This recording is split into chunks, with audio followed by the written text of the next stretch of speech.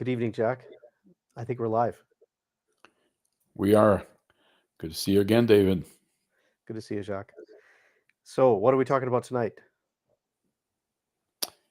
I think we're going to talk about Trans Mountain Pipeline, some increases in capital gains, inclusion rate, some green bill. Yeah. So, let me get that. I have prepared a video for us. This is Chrystia Freeland at the budget presentation in her budget speech. This is everything she said about the Trans Mountain Pipeline. And if you want to stop the video, let me know, and then we can chat about it. But here we go.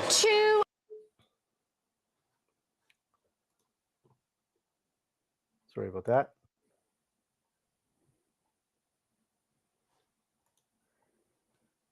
Yeah, let's start the video. The talented tradespeople and the brilliant engineers who last Thursday made the final weld. It's known as the Golden Weld on a great national project, the Trans Mountain Pipeline. Yep. That's right.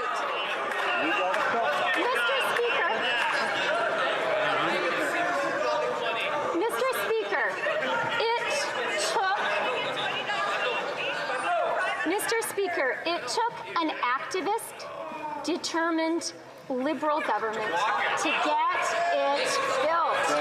And last week, the Bank of Canada estimated that this project alone will add 1/4 percentage point to Canada's GDP.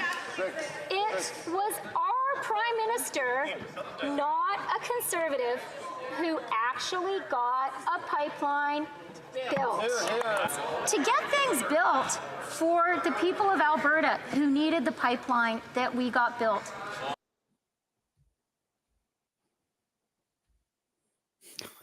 Am I living in an alternate reality?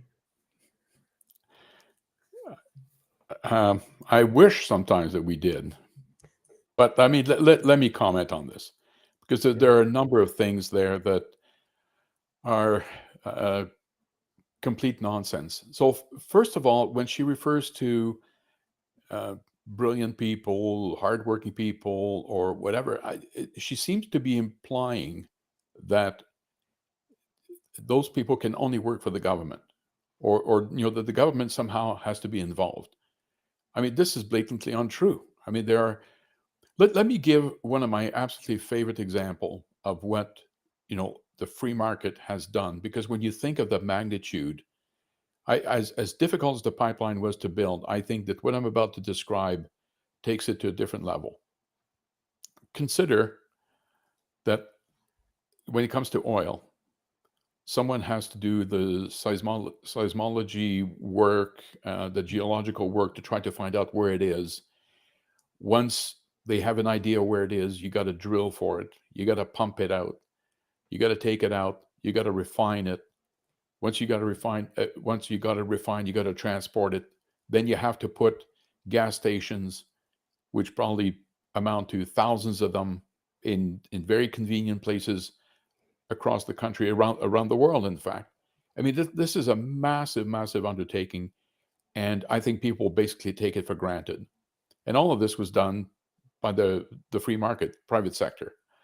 So when Freeland somehow seemed to imply that only the government could have done that, that is an assertion that is based on zero evidence. In fact, all the evidence was that if the government had not torpedoed Northern Gateway or Energy East, that the private sector could have done these things. In fact, people also don't seem to understand that Kinder Morgan wanted out because they saw how much money was going to be needed in order to get over all the hurdles that were being thrown in their direction. because of course, being in the private sector, they have to be good fiduciary of that money. But when it comes to the government, they can come into our pockets as taxpayers almost indefinitely, which seem to have contributed to the cost overrun that ran into the billions and billions of dollars. So her entire case is, in best cases, a gross exaggeration, but in most cases, is simply to pretend that they did something that was extraordinary that couldn't have been done by somebody else, when in fact it's simply not true. In fact, I would quote Thomas Sowell, or at least paraphrase him, when he said, when people tell you we should do this or whatever, the first question would be, well, compared to what, right? And at what cost? Well, so they got it done. Okay, but you got it done compared to what? Compared to what the private sector could have done, in all likelihood, faster, better, and cheaper, right? And the same thing with the money. So this was a litany of nonsense coming out of Freeland, but we're used to that. I think you've raised an excellent point, and to remind people that the only reason that our federal government decided they had to buy this pipeline was that they put so many hurdles in front of the project and made it virtually impossible for and cost prohibitive for private industry to take on the project. So I was looking at some details about this project. It was a $5.3 billion purchase. It's cost 30.9 billion so far. Yep. After an estimated 20 years of operation, they will not recover that cost. Even after 20 years, it's estimated it'll be beyond 20 years before $30 billion worth of oil has passed through that pipeline, or some portion of that is royalties paid to the government, or income taxes paid on the salaries of the people that work on the pipeline. Like, the Canadian taxpayer is essentially out $30 billion with no hope of recovering that money. Jacques, can you believe they spent $5.2 billion on a line item called plan maturity? Okay, I had to look this up, because plan maturity is essentially, it's $5 billion to pay project managers to design the plan.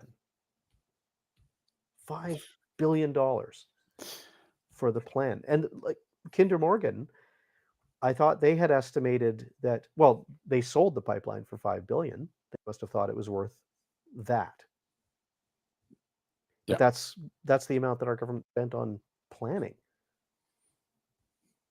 I really struggle to come up with a scenario where one would have to pay this much money for planning.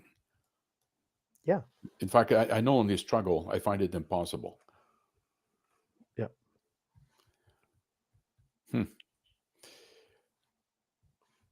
It's shocking.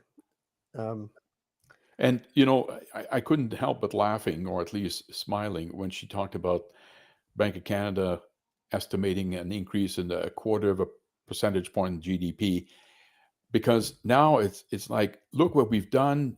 The economy, we're going to be more productive. We have a better economy. Well, if that one is contributing, what would Energy East do, for example? Yet, and they're adamantly opposed to that one. Northern Right, they're Gateway. very selective about which pipelines they want to celebrate. They appear to celebrate the one that they've nationalized.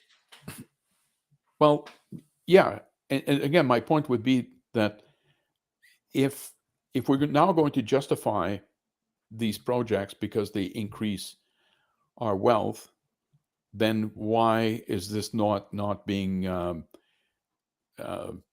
rolled out in more ways?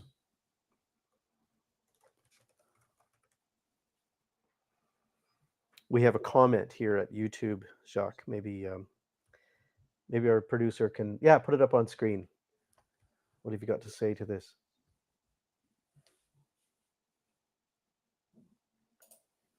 Well, I don't disagree with this. I mean, the point has been made repeatedly that we do import.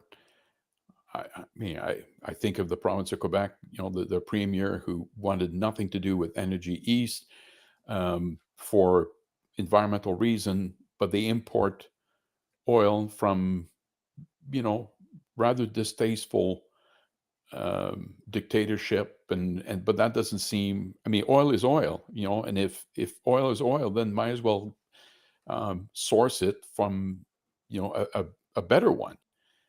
So it's a good comment.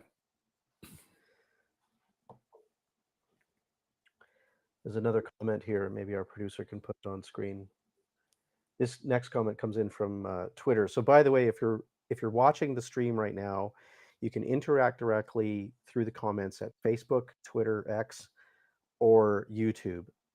If you're watching at Rumble, sorry, the API that we're connected to at Rumble doesn't currently support the live commenting. But yeah, here's another comment here from Snarky Trader.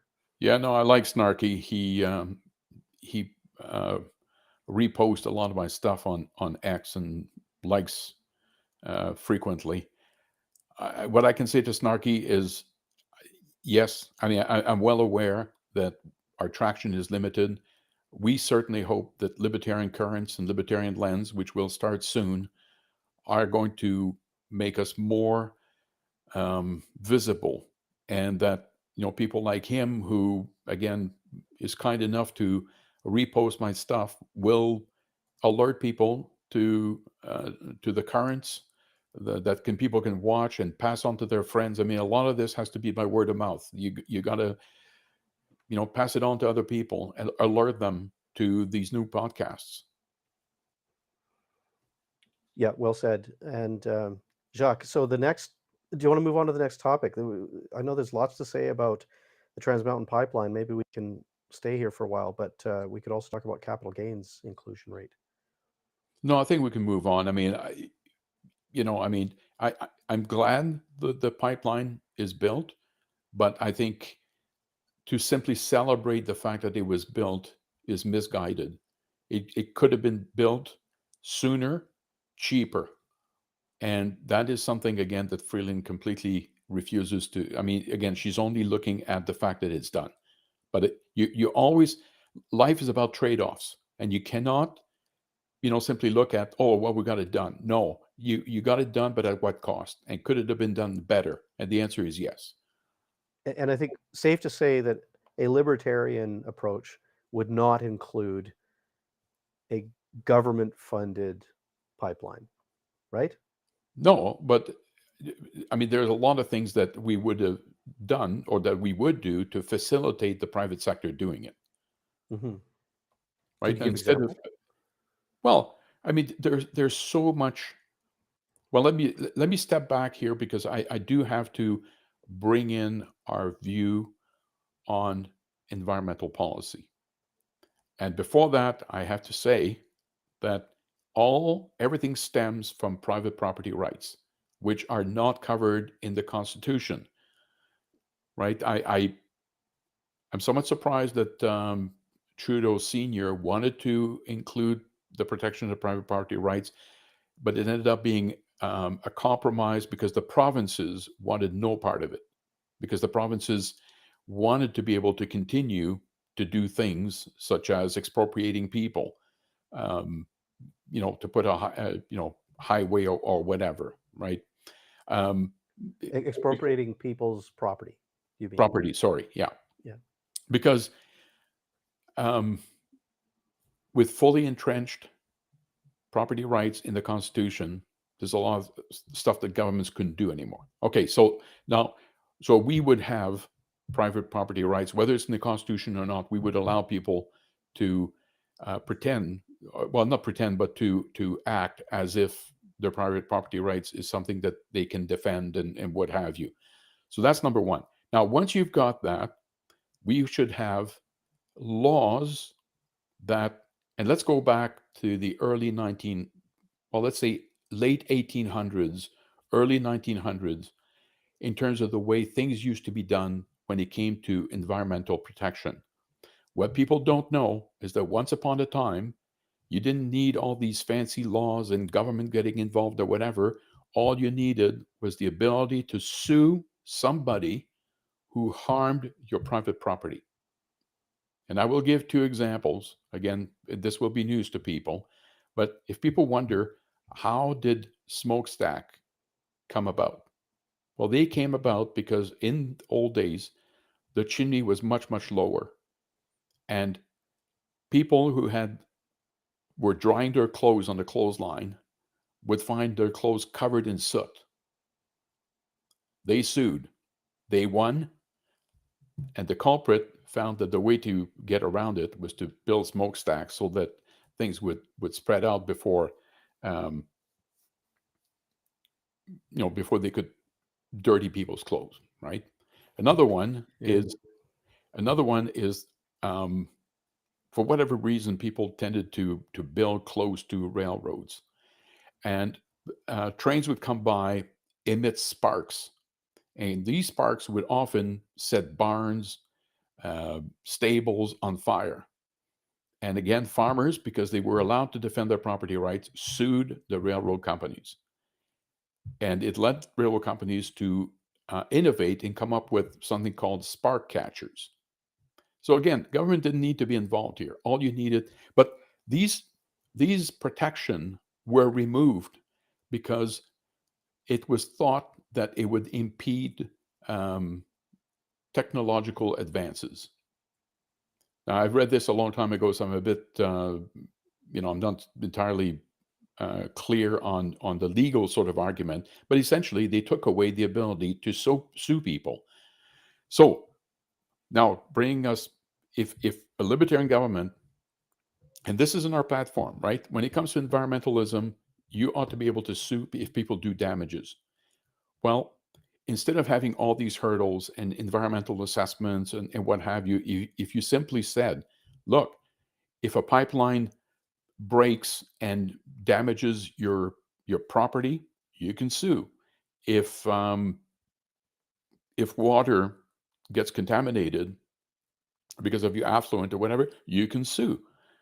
And of course, I'm assuming that if you can indeed demonstrate that an oil company or whatever was guilty, they would get sick and tired pretty quickly of being sued and would take proper precaution to make sure they don't get sued.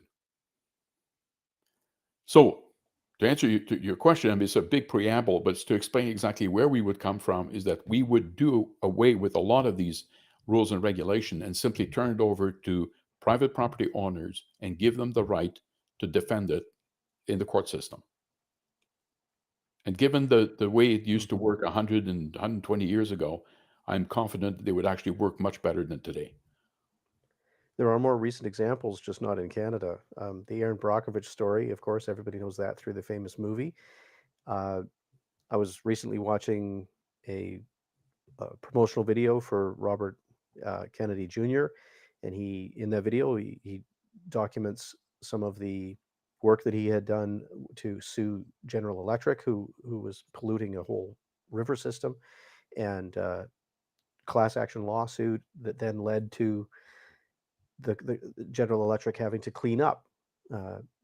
So it seems that the way that things work in Canada currently is that there are government agencies which have to assess whether harm was done or damages occurred, and then there are fines levied. And I'm thinking about the fines levied against some of the oil sands companies where they've discovered a leak into the Athabasca River, and rather than the First Nations whose property that river runs through suing the oil company directly, it's had to go through government agencies. Now, again, I don't know all the details. I might be, so please, if you're listening and you know better, please comment and correct me. But it seems to me you're right, Jacques, that there doesn't seem to be a strategy to allow the courts to adjudicate these kinds of property rights. Yeah, but if it's not protected by the Constitution, you can see why there wouldn't be much traction to go in that direction. Yeah, yeah. Good summary. Let's move to capital gains. Right. Right. So our producer behind the scenes here is going to start a video. Thank you for her work. You've talked about the capital gains tax change in your new budget in terms of cottages and second homes, but doctors and the founders of a lot of Canadian technology companies say that some of both of those groups will leave the country because of these changes that you're making. And you and your government have said you want more of both in this country, both doctors and technology companies. Do you have a plan for stopping the loss of these people to the US? I think Canadians understand, more than perhaps any other country, that the success of this country relies on everyone having a real and fair chance to succeed. And right now, people are seeing very, very clearly that the system is not fair anymore for young people. When a generation before, our parents' generation, our grandparents' generation, knew that if they had a good job, they could buy a home and build a future and build equity that would carry them towards retirement. Young people right now don't see the economy that way. Far too many of them have given up on the idea of ever being able to own a home. They feel they're going to be stuck as renters for the rest of their life. And no matter how hard they work, they're not going to be able to get the same kinds of opportunities that their parents and grandparents were able to do. That's not just too bad for them. That is too bad for all of us. Right now, Gen Z and millennials represent the largest part of our workforce. And if they don't feel like their hard work is going to give them a good life, they are in danger of disconnecting, of sitting back, of not being the drivers of the economy of the future. That is what we are facing.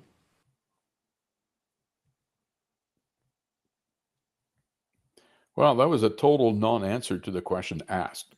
I mean, he was asked specifically about tech companies and doctors, and not a word about them, just going on about while interesting as a clip, the one that I had in mind where he was trying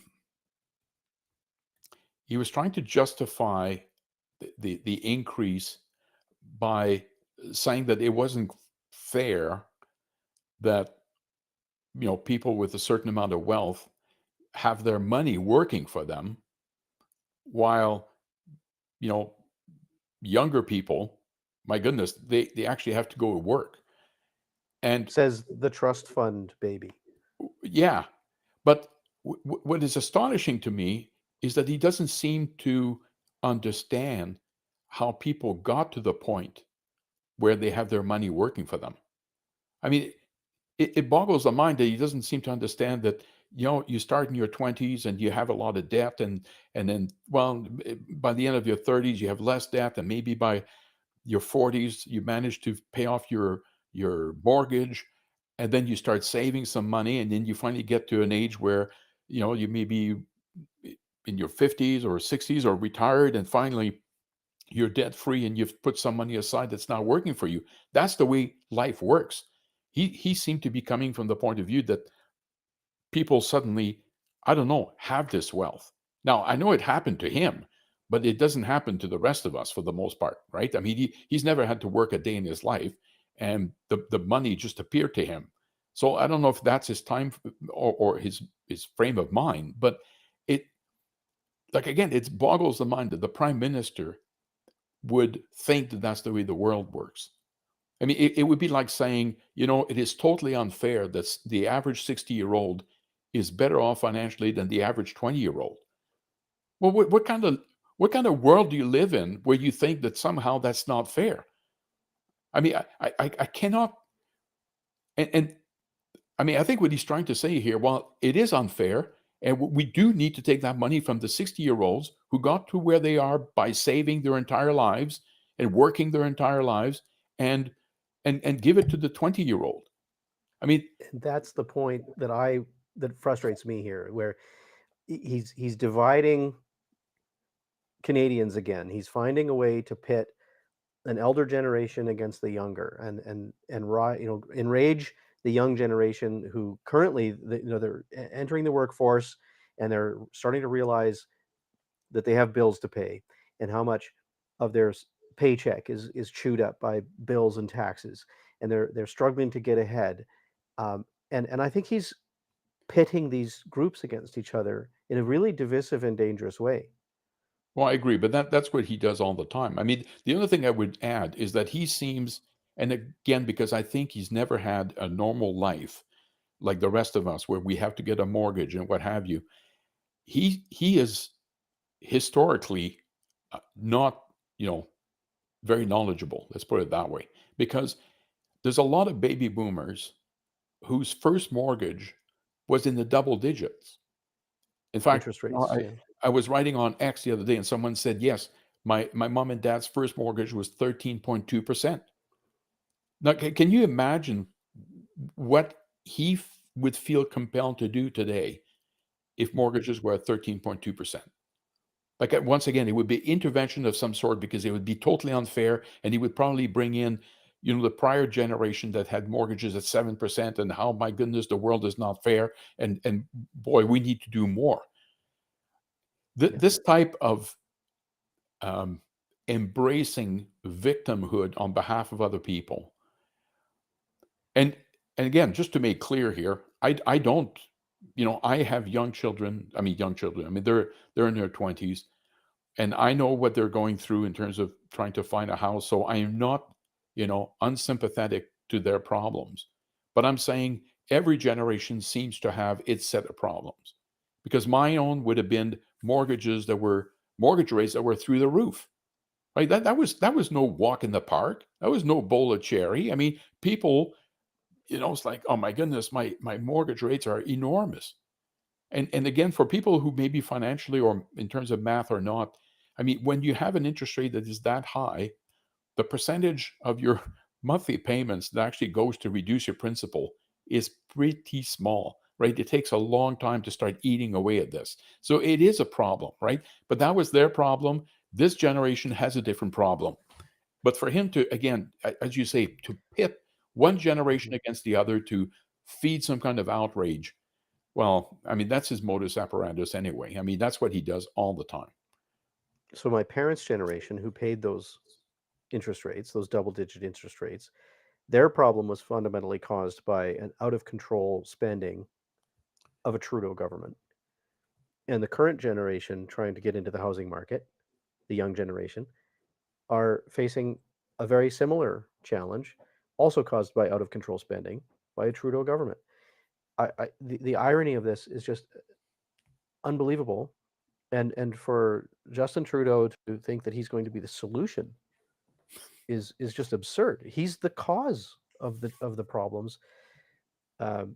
Largely, he's been in that office for 9 years, and in those 9 years, the real estate market has gone berserk.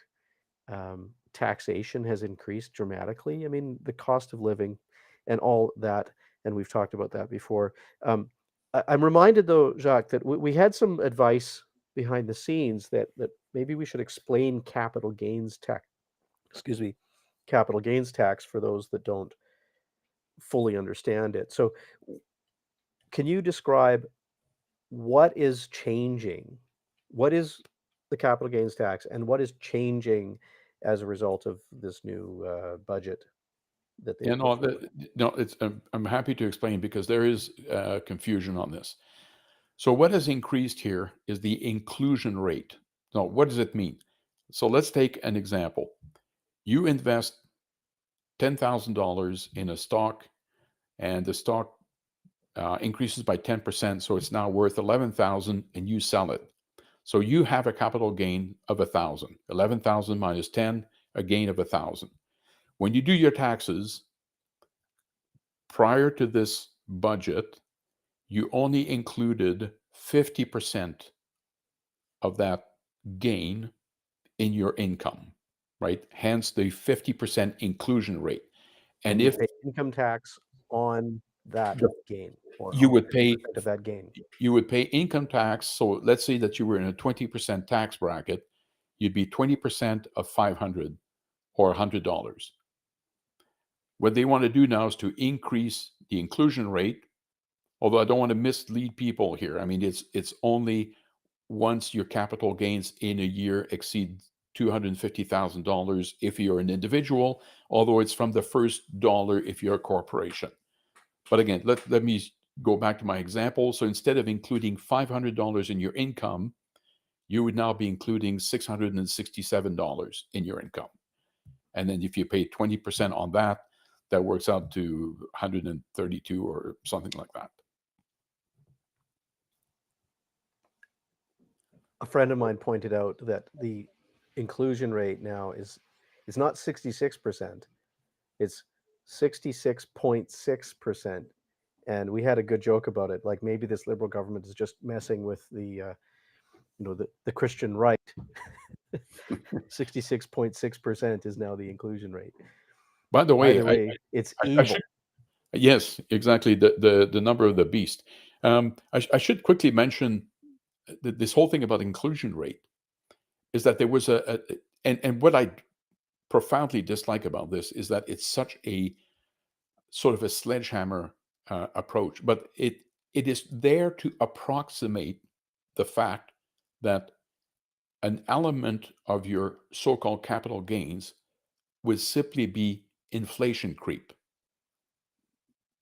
Right? So the 50% was to say, well, we're not going to include all of it because we recognize that some of it will simply due to inflation. But it's such, again, a broad measure. It's, yeah.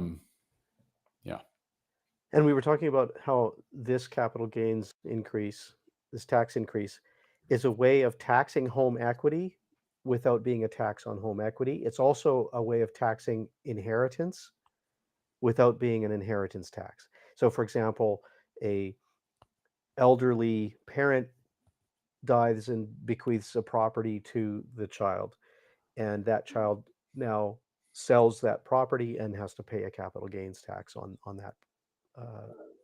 that sale.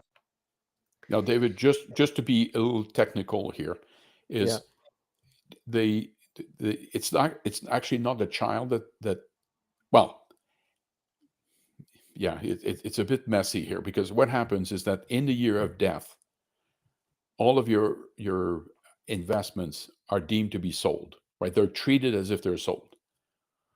So that's what triggers the capital gains. Now, unfortunately, I see. but unfortunately, you're right that quite often the family members to whom, say the property was bequeathed, have to sell because they have no other means to pay the capital gains tax.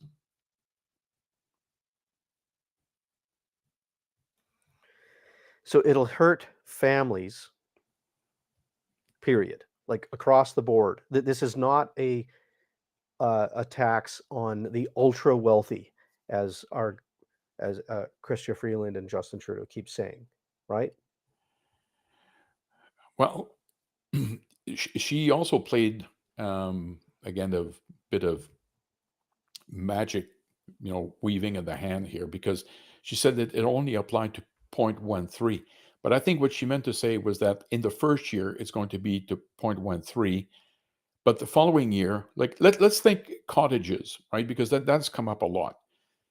You may have, it's not everybody has a cottage, and maybe the percentage is not that great. But I mean, it's also not uncommon for people to own cottages, right? So it's quite possible that mom and dad bought a cottage 50 or 60 years ago. The kids grew up every summer going there, have wonderful memories and what have you, and then it comes to a point where the parents die. It triggers this capital gains. The family would love to keep it in the family because it's been such, again, an important part of their lives, and find that the tax bill is too great. But that would be a kind of an escalator, right? I mean, you got a bunch of people who are going to die this year where that's going to happen, and you're going to a whole bunch next year that's going to happen. So the 0.13 is not the same segment of the population. It's a segment of the population that moves along every year. Now, the one that's going to remain, and full disclosure, I have family members who are MDs, right? That is going to hurt. And in fact, the CMA, the Canadian Medical Association, has come out very strongly against this, pointing out that many physicians operate out of a medical corporation that has been, I would say, not only permitted, but actually encouraged by governments as a mean to get around the fact that the fees for physicians have for many years been frozen, or where the increases have been minimal, and sort of saying, well, we're not going to pay you as much, but you can incorporate and save some taxes. And now they're basically saying, well, you know what? No. And the point that I've made many, many times, aside, again, from the fact that I have family members, the fact is that Canadian physicians are absolutely loved in the U.S. I once was told that in the U.S. they, of course, have excellent medical schools, but, and I quote, this was a Canadian physician who told me, you have to be careful because there are a lot of, and I quote, Mickey Mouse medical schools in the US, right? But in Canada, we have 16 or 17, and people have said to me within 2 or 3 years of graduating, you cannot tell where they went because they are equally very good, right? So moving to the US as a Canadian physician is very easy. I know for a fact that many of them get calls on a regular basis. And at the margin, some of them will never move, but at the margin, some of them will say, you know what, I've had enough with the way the system works, the way I'm being taxed, and we're going to lose these people at the time where we need them the most. Because on the different currents, I could tell you, I mean, my background is that of an actuary. I understand the demographic pressures that we're under. They're very, very bad things that are going to happen. And we're going to need a lot of physicians. We cannot antagonize them and basically show them the door. And I know there are people who say, don't let the door hit you on your way back, or can I help you pack? But it's very ill-advised.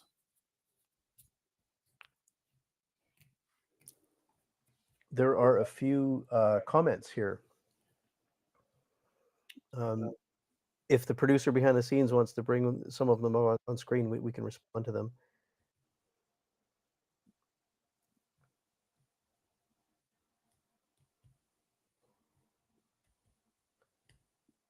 Well, that too is a good comment. I mean, there's certainly an element, because this is all, again, going back to supply and demand. And, the government is partly at fault for the supply, but they are certainly at fault on the demand side. You cannot open the floodgate of immigration without understanding what it's going to do to demand for housing. And I hate to say this because I don't, like, we often get put on the defensive, and I'm not the first one to say this, but this has nothing to do with racism or whatever. These are simply recognizing the fact that if you bring in a lot of people, you need to house them. And if we don't have the supply of houses, you're going to create a problem. It's as simple as that. It's a good comment.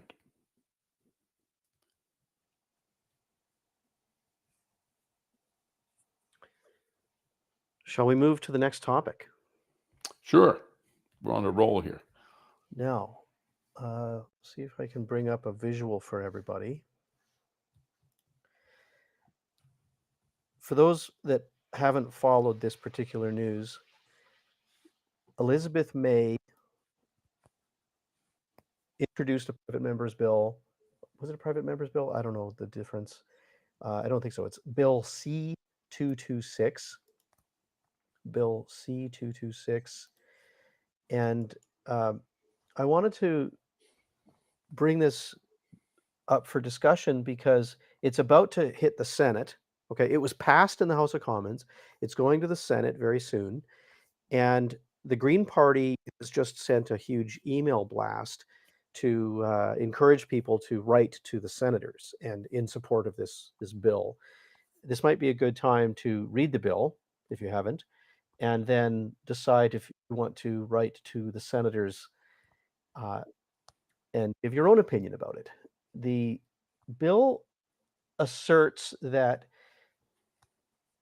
well, and you can read here in the preamble of the bill. Well, let's read the title.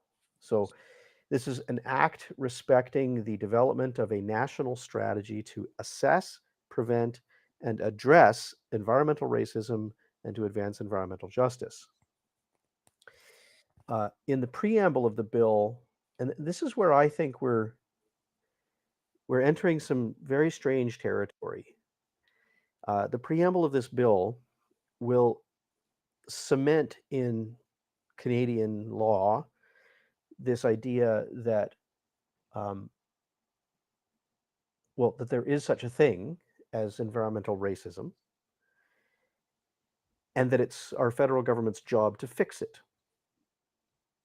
through what the Green Party asserts is a restorative process called environmental justice. Jacques, do you want to comment on this? And or should I just keep going? Well, my first comment was that environmental racism to me is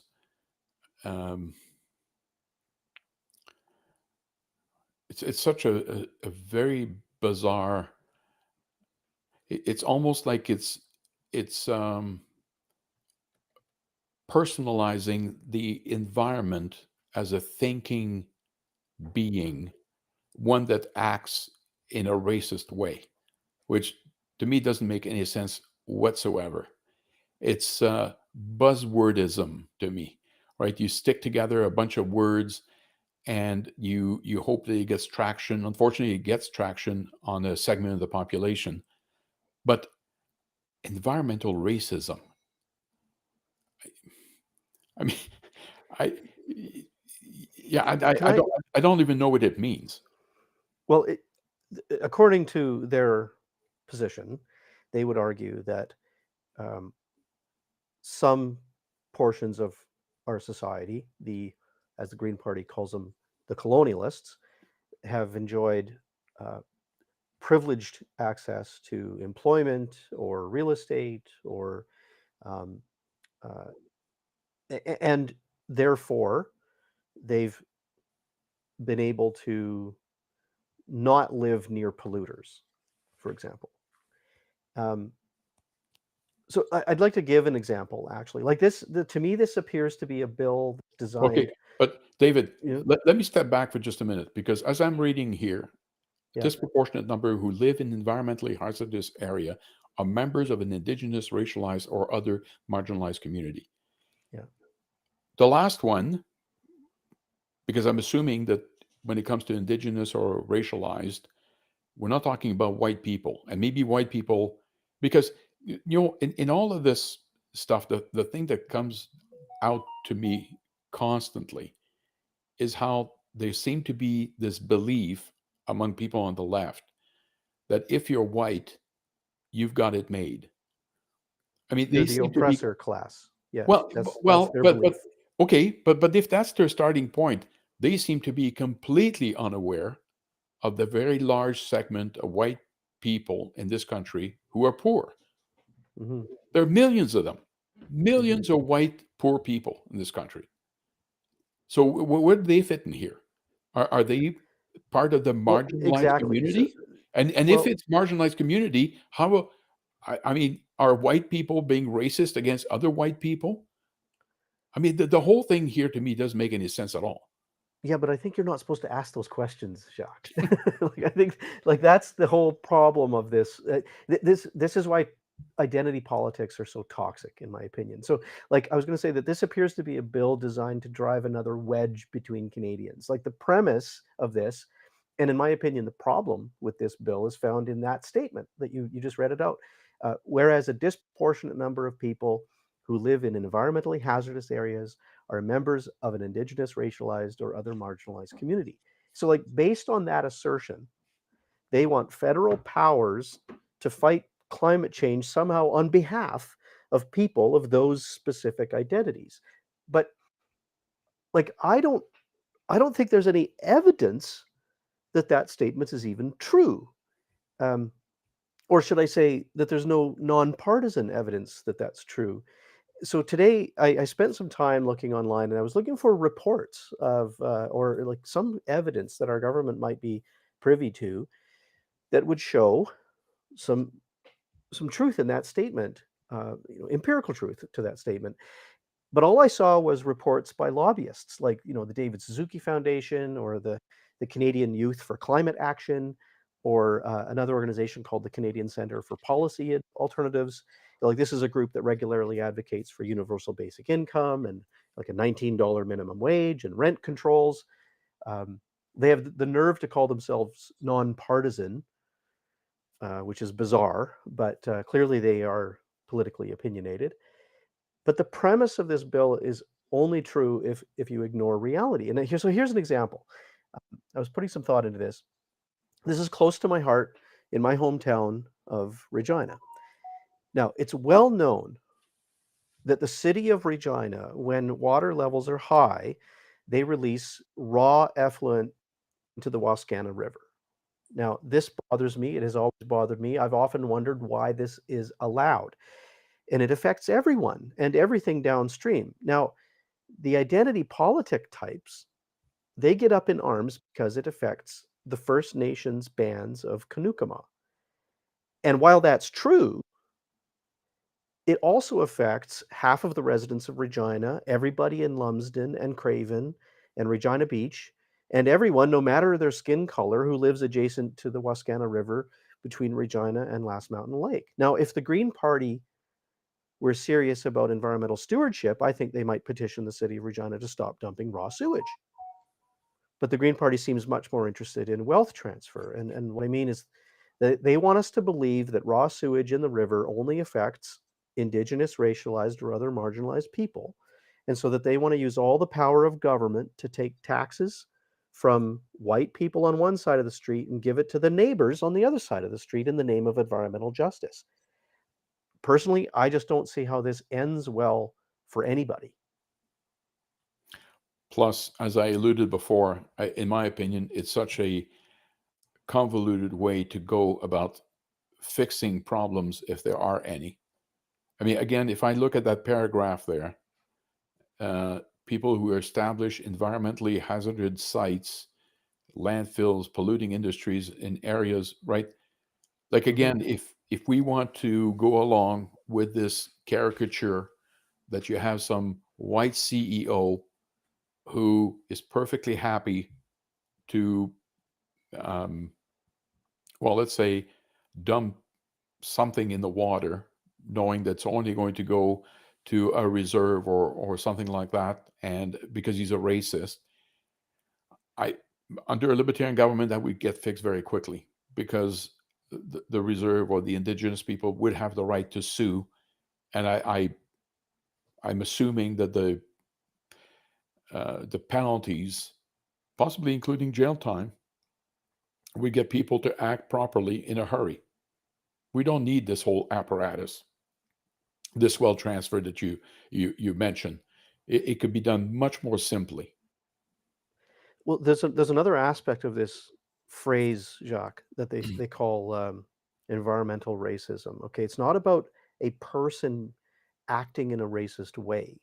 In the example you gave, a CEO who decides to dump sewage or garbage or pollution into this area.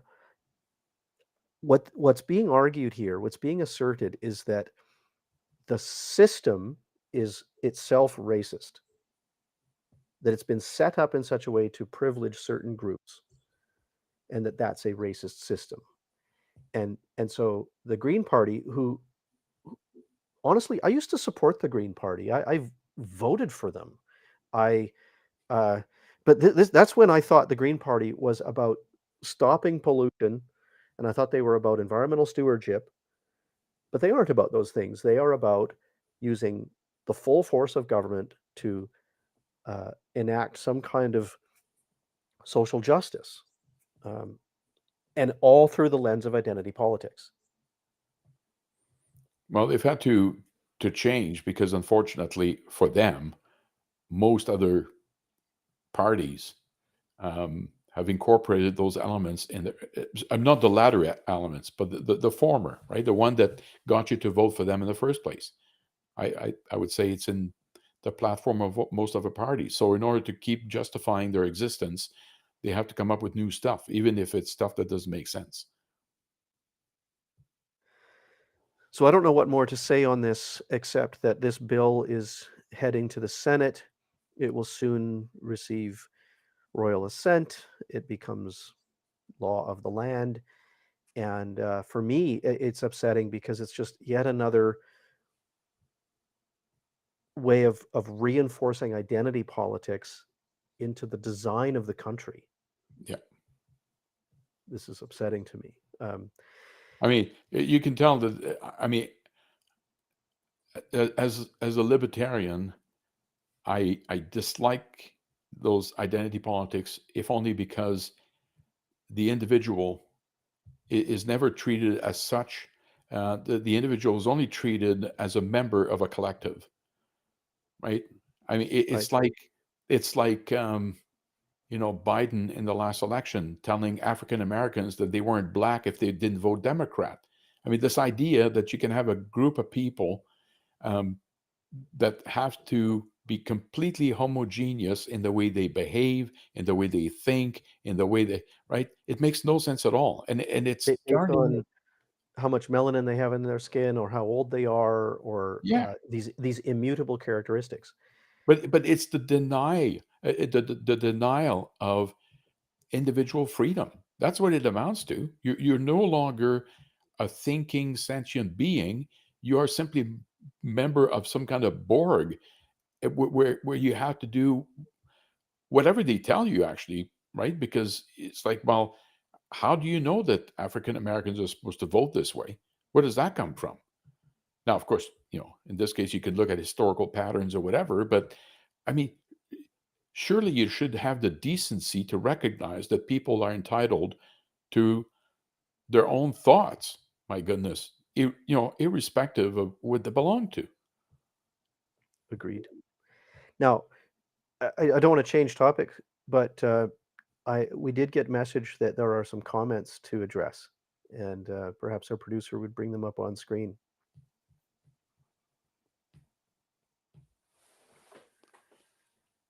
I'd like to speak to this. I think it's really important to take local action.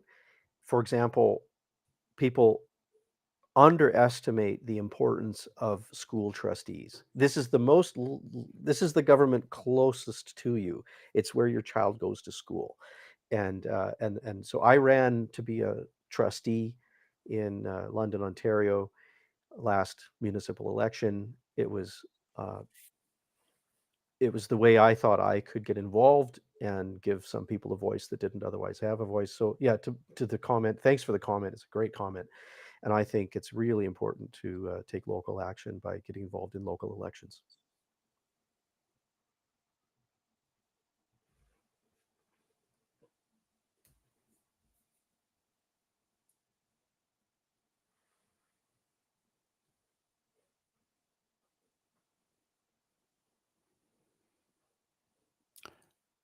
Okay, that's an interesting question.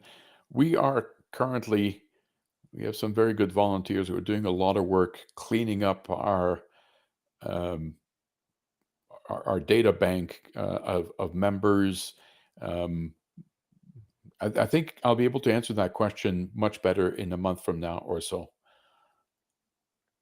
Also, look in the top over there on the screen, and there's a QR code to become a member. Please do that. It's $10 to become a member of the party, and then you can participate and vote within the party elections. Also, consider getting involved as a potential candidate in your riding. There are all kinds of ways to get involved. Please, please do so.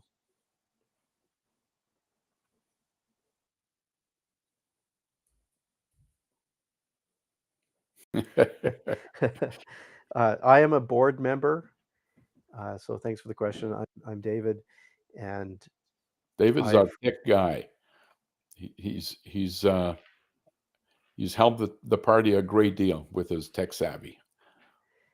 and I appreciate the kind words there, Jacques. I would encourage everybody to consider getting not only a membership with the party, but consider getting involved with the party. I've recently gotten involved because I would say I've recently discovered Jacques. I met Jacques here in London, Ontario, and I tried to help him in the federal election in 2021, I believe it was, or was it the 2019 election, Jacques?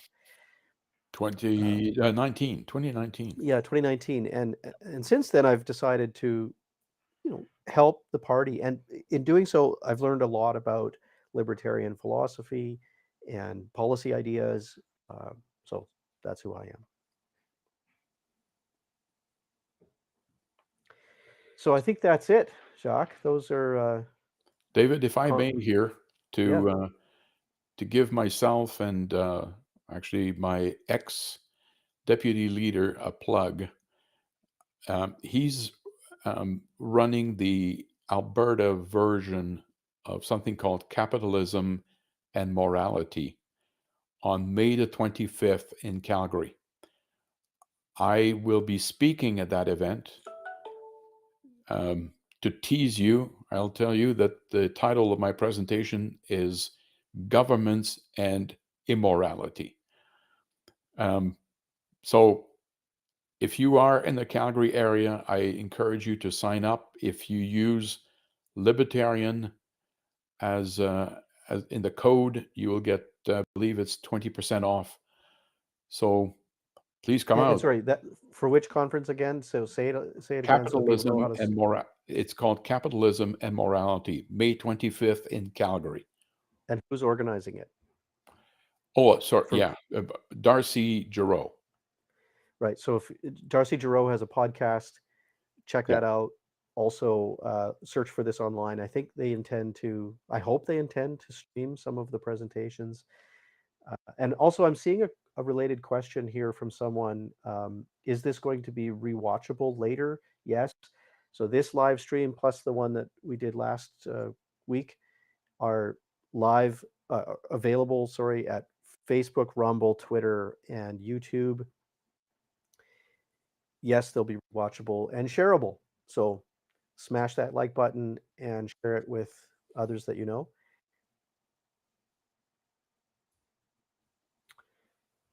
Anything else to say? Well, I'll just end, David, by adding a little bit to what you said. I am not one to sugarcoat things. To answer the question as to whether we've seen an uptick. Again, I hope that a month from now I'll be able to provide people with a more comprehensive answer. However, there is no doubt that certainly my expectation of a surge in party membership and interest in the party following the lockdowns due to COVID did not materialize. That was very, very disappointing. I'm not quite sure what I did wrong or what the party did wrong, but the point is, if we go with the mindset that we are too small to matter, if we go with the mindset that our efforts are wasted, of course, it's going to become self-fulfilling. And I would encourage, I see a lot of common people who want to be candidate or people who have expressed an interest. Please step up. If you get 1,000 people to step up, it's a single step for 1,000 individual, but suddenly we have 1,000 more members. So please consider doing that, because this country desperately needs a libertarian government. We cannot, in fact, it's unsustainable the way things are going. And going to a different party is likely to be more of the same, largely more of the same. So that's my pitch to end the evening. Yeah, thanks for that, Jacques. So for those that are considering becoming a candidate, the party and the board members are working behind the scenes to get materials ready and some information that's forthcoming, but we don't really have a schedule yet.